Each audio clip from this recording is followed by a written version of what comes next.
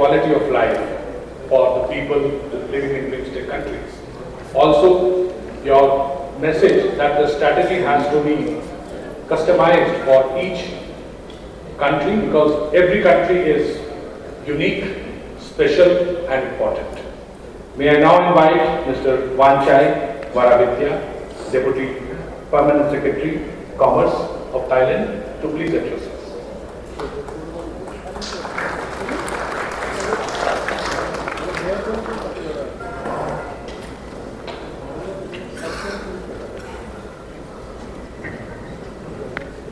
Mr. Nehru Mohanka, President, Indian Chamber of Commerce, Honorable Ministers, respectable signatories, distinguished delegates, ladies and gentlemen. On behalf of the Ministry of Commerce of Thailand, it is my great honor and pleasure to have opportunity to address the inaugural session of the Bimstec Business Conclave today. I am thrilled to see a large number of participants from Bimstec's members country, and this reflects the unbreakable bonds of our friendships and trust. First of all, I would like to extend my sincere gratitude to the Indian Chamber of Commerce for organizing these events.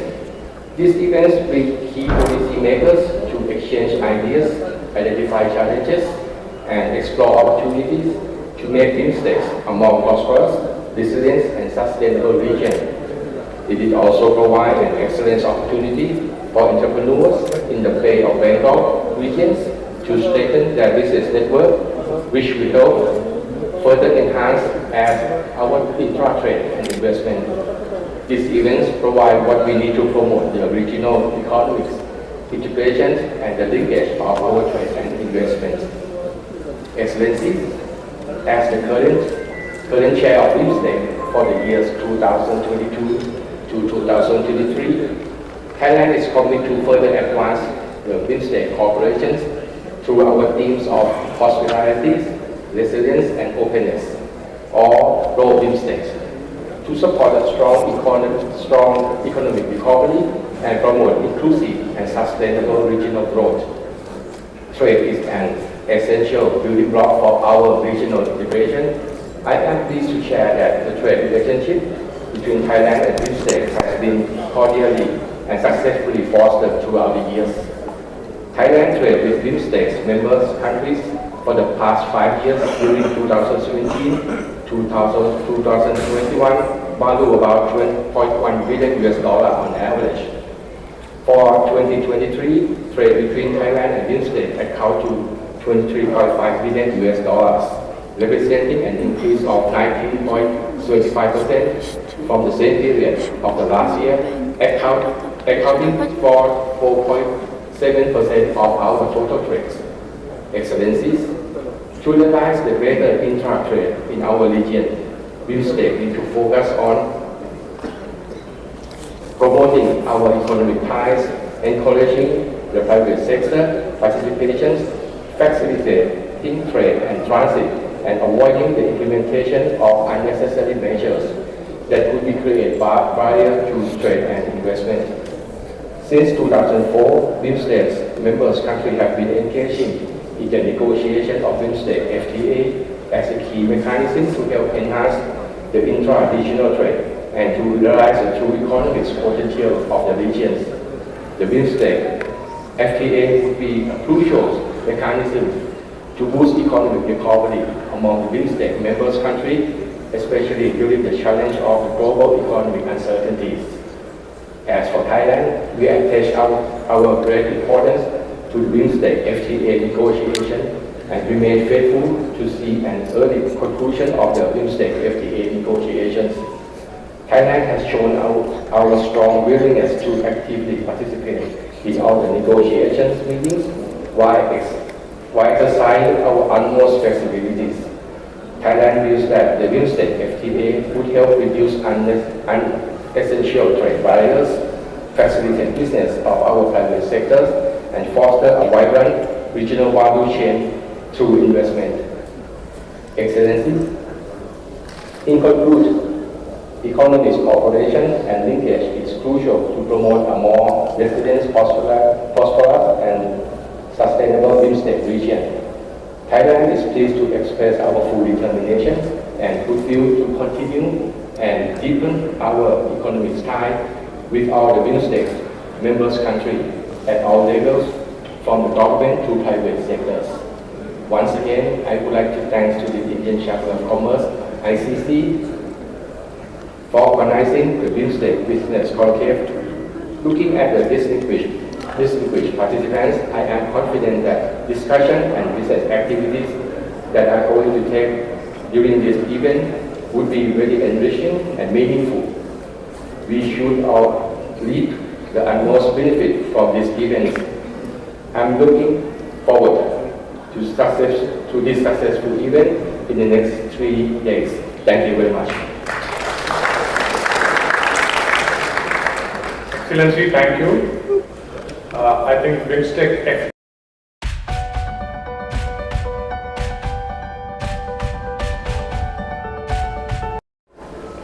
the larger picture, it would be a win-win for all. Our next speaker is a very renowned name coming from Northeast. He represents Government of Sikkim as the Chief Economic Advisor, which is a cabinet rank minister of the state. He is also a professor at Jawaharlal Nehru University in Delhi, which is again, I am sure many of you know. He is also a member of National Security Advisory Board, Government of India. May I invite Mr. Mahendra P. Lama to please address us.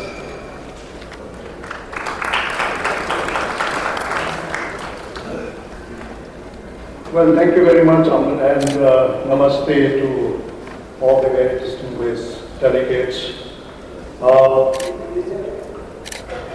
The president of this organizing team, ICC, Mr. Mehul Mohanka, and His Excellencies from all the Bimstec member countries and very distinguished delegates and my friends from media.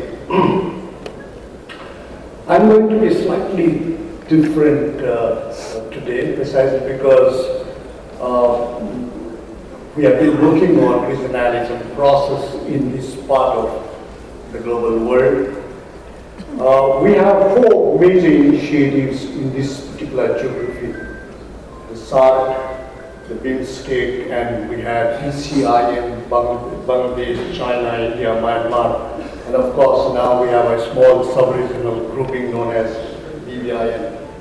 And the entire focus of the entire, what you call it, regionalism process is Eastern South Asia, this part of India. For us in India, Bimstec is a slightly different venture.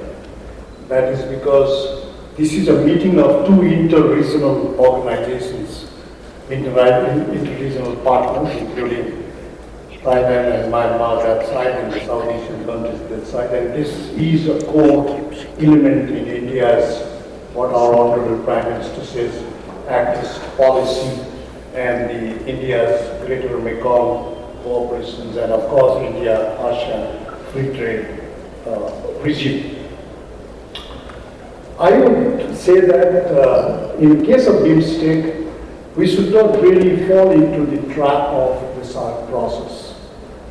I've been in 2 major SARC high-level committees as a nominee of Government of India, and with a little bit of command on the entire regional process, I would like to say that SARC did not really take off because of 3 fundamental reasons. Of course, there are political reasons, that is between India and Pakistan, pulls and pressure, of course, but essentially 3 major reasons why SARC did not really pull up. The first is the model we followed in the SARC process itself is a misplaced model. And that is a typical model of integration which we try to actually bring lock, stock and barrel from the European countries. You followed a model where we start with preferential trading arrangement, then go to free trade area, then go to customs union, common market, then to go to economic model. That is absolutely misplaced for South Asia, precisely because out of the 8 member countries in SARC, 5 of them belong to least developed category countries. So the entire political economy was contrasting here and blatantly unsuitable as far as model is concerned. Therefore, we should not really follow that model in the Bimstec process. And when business conclaves decides on certain themes, I was pretty impressed because it's a different line of thinking this time. The second reason why it did not really take off was governance mechanism in the SARC process was too complex. We had a technical committee, then several layers of committee going up to the SARC summit leaders, right? And the SARC secretariat in Kathmandu is literally very powerless, basically an extension of national bureaucracy and with no professionals and very, very meager funding. I'm sure Bimstec will learn this lesson from what has really happened in the last 30 years in South Asia. And the third major reason why it really did not take off was it started talking about regional programs. Agreements, schemes were of that nature. But what is crucial in the entire regionalism process, if you see what happened in Africa, Southeast Asia, even in Central Asia and other countries, you'll find that they really follow project-based approach. Pick up a small project, make it useful, right? They make it a project-based approach, and that project was based on comparative advantage of a particular country and of course the core competence of this country.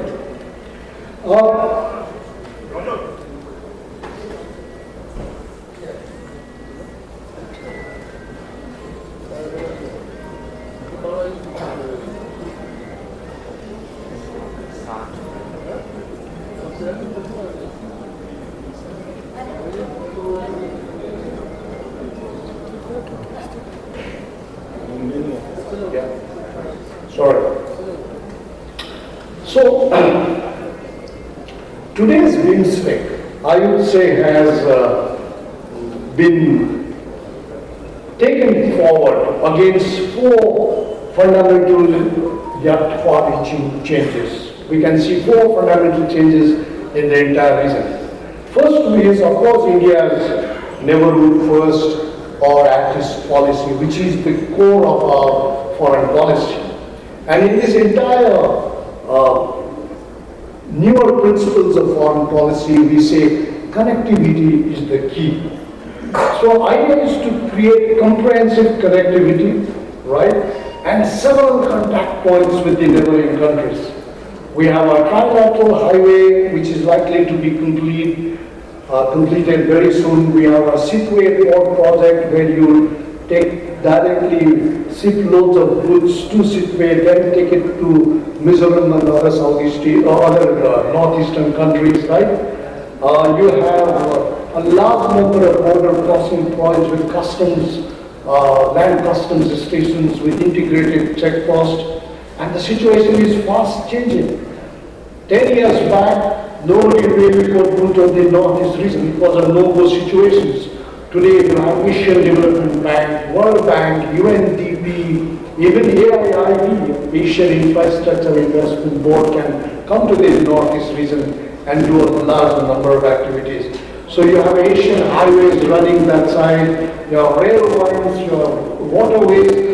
So you have a 4-way connectivity progressing in northeast. One within a state like Arunachal Pradesh or Assam. The second is between the states, Arunachal Pradesh, Meghalaya, Tripura and all. Third is the entire northeast region with the rest of India. And fourth is the region with the neighboring countries. Very, very interesting situations. I think today's Bimstec would really make use of these situations. The second important thing today in the Northeast is the provincial governments are taking interest, right? They are now becoming the pivots in the entire ball game of regionalism, sub-regionalism process, and they are really focusing on local integrations, right? The Paladama gas project, gas-based electricity generated projects in Tripura would supply electricity to Bangladesh. Arunachal Pradesh is trying to open up with Myanmar through Conclave Pass, right? And the lead person is here today with us, Mr. Hage Tari, the secretary here in the Arunachal Pradesh government.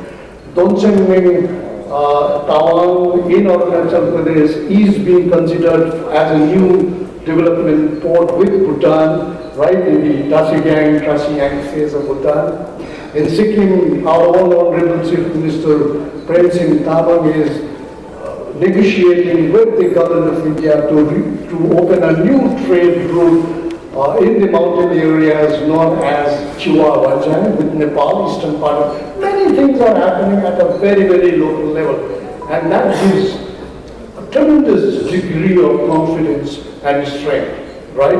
And there's a huge scope. 99% of the northeast region, the borders are with the neighboring countries. Only 1% with the mainland India. Yet in India's total trade, not even 1% would be contributed by northeast region as far as the trade is concerned. Whereas if you see what is happening between China-Myanmar border trade, it's almost $5 billion trade. Even in a place like Muse and Ruili alone would be contributing almost $4 billion.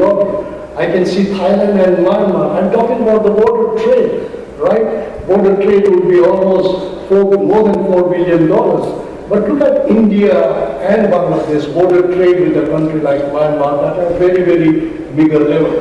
Right? Therefore, it gives us on the trade front also massive inputs to really transform the process. The third is, of course, when you have a connectivity, roads coming up in a big way, Government of India is emphasizing on opening as many contact points as possible with the neighboring countries. Many people will say, what will be the flow in these roads, railways, transport, waterways and all. So, we are not talking about trade only today. What we are talking about, services like tourism, education, health, communication, technology, electricity, grid, oil and gas pipeline, and value and supply chains. Therefore, now roads will not be only used for trade, but for this multiple. And the biggest push for all these has been again provided by Government of India when it for the first time brought guidelines for cross-border electricity trading in 2021. Now the Bhutanese and the Nepalese electricity can flow from the Indian transit lines, India's transmission lines, and move now to Bangladesh, maybe later, a little later to Sri Lanka, to Myanmar, and further to Thailand and all these countries. And there are the recent agreements between our two prime ministers of Nepal and India about buying 10,000 megawatt of electricity in 10 years is a kind of a substantive framework of cooperations. You have for the first time local integration between national grid of Bangladesh and national grid of India interconnecting and electricity transfer at Veramara and Berhampur border. So these are happenings. Therefore, I think we all must really understand what are the larger dynamics of cooperations. The fourth important issue, that will be my last point, is we want investors from Southeast Asian countries to come to in the entire Bimstec region, particularly in the Eastern South Asia, Nepal, Bhutan, Bangladesh, and India, and India's north. Because this is a happening place, and this is going to remain as the most vibrant economic geography with a very higher potentials for very good growth regions. That used to be the case before independence in 1947.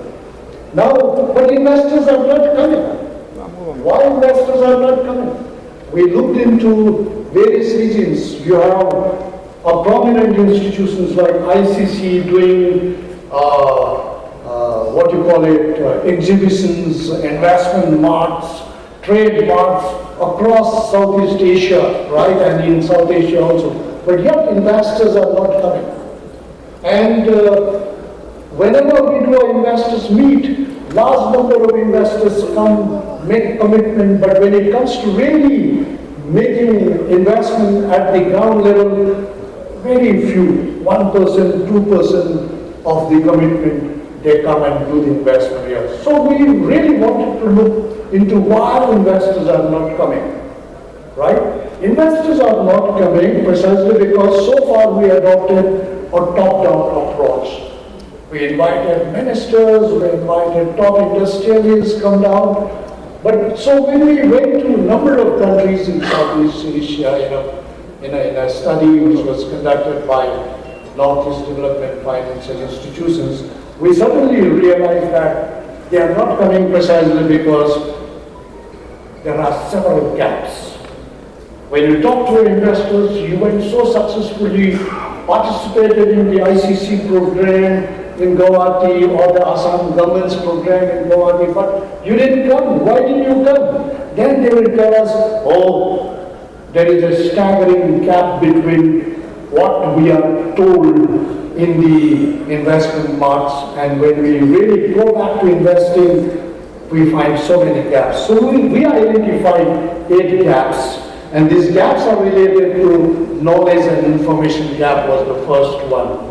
There is no knowledge and information about where to spend, where to invest, how to spend. The second was seed projects gap, right?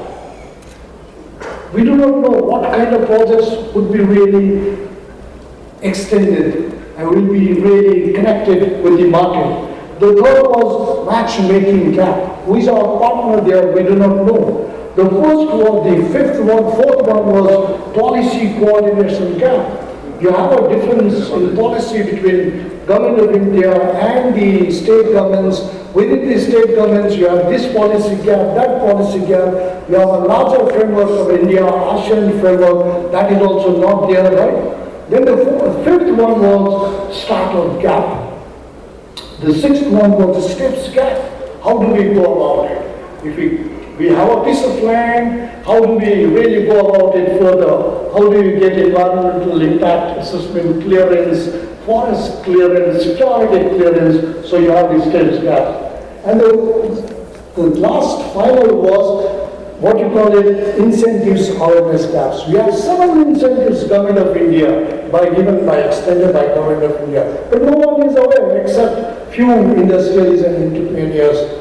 You have NEIDS, Northeast Industrial Development Schemes, and final, of course, is the confidence gap because of security and all kinds of reasons. Therefore, I would say in a very crucial gathering like this, where you have investors, policymakers, traders, tourism experts, all connectivity experts, I think one of the real things is to really come down to making a project and make the entire initiative, what you call it, a project-based approach to give the Bimstec absolutely a new value and absolutely a new platform.